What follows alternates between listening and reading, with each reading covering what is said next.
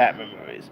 So here's my review for the 1995 film Batman Forever, which is of course was directed by the late great and starring Val Kilmer as the Cape Crusader Batman, replacing Michael Keaton, which of course at the time a lot of people was a little disappointed because Michael Keaton killed it as Batman in 1989, and so when they cast him, it was a little hard, disappointing to see, but they decided to just go with this route instead of Tim Burton giving us Batman 3, or Mike Keane was not really interested in coming back either.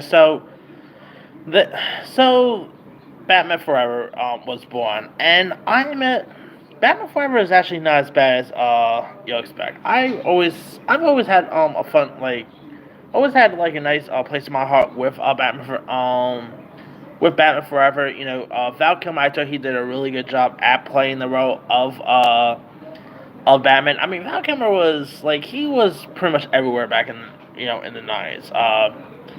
Obviously, The Doors, Batman Forever, and all, and this is definitely one of his most iconic roles. He really kills it as this character, and not only that, you also had some other really cool actors who played the role as well, who also appeared. Of course, you had Jim Carrey playing the Riddler, who I think still so many. I mean, of course, the '90s was a cool time for Jim Carrey too. Of course, he had stuff like The Mask, Dumb and Dumber, Ace Ventura. So seeing him play this wacky character of the Riddler was cool to watch. Then, of course, we do get Tommy Lee Jones as Harvey Dent / Two Face. I'm still a little disappointed we never got to see Billy D. Williams as Two Face, but Tommy Lee Jones, years before he got to the comic book world with stuff like Man in Black and Captain America, him as Two Face was cool here. Then, of course, you had Nicole Kidman popping up. You had Drew Barrymore, which I always keep forgetting Barrymore was in this film. But, yeah.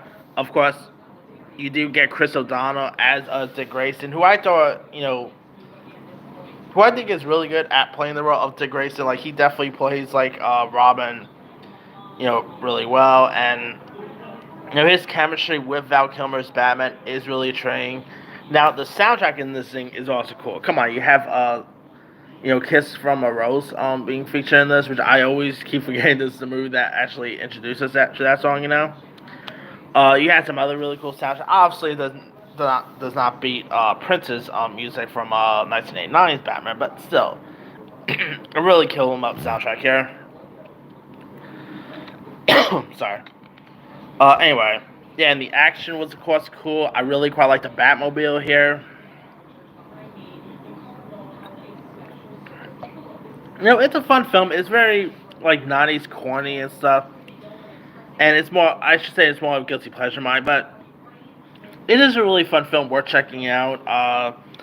It is far better than the next Batman movie I am going to be talking about here in a bit, and oh boy, I'm going to have some fun with the next Batman movie I'm going to be doing a review for. So, keep your eye out for that one. But anyway, now of course Batman Forever did do some really good.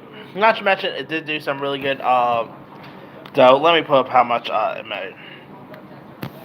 It made about 336.3 million when it got released. Did really well opening weekend. But yeah, the next Batman movie that gets released after this one, oh boy, that pretty much is the one that really killed Batman for years to come. So yeah, but if you guys haven't really seen Batman Forever, I'll say give it a go. I'm still hoping we do get that Schumacher cut, because if you guys don't know, he had confirmed that before Joe Schumacher sadly passed away and all, he did pretty much confirm that there is a Schumacher cut. So I don't know if they're probably not released it because he passed or anything like that, but I hope his estate somehow gets a hold of that thing so we can see the Schumacher cut of this. So yeah, but anyway.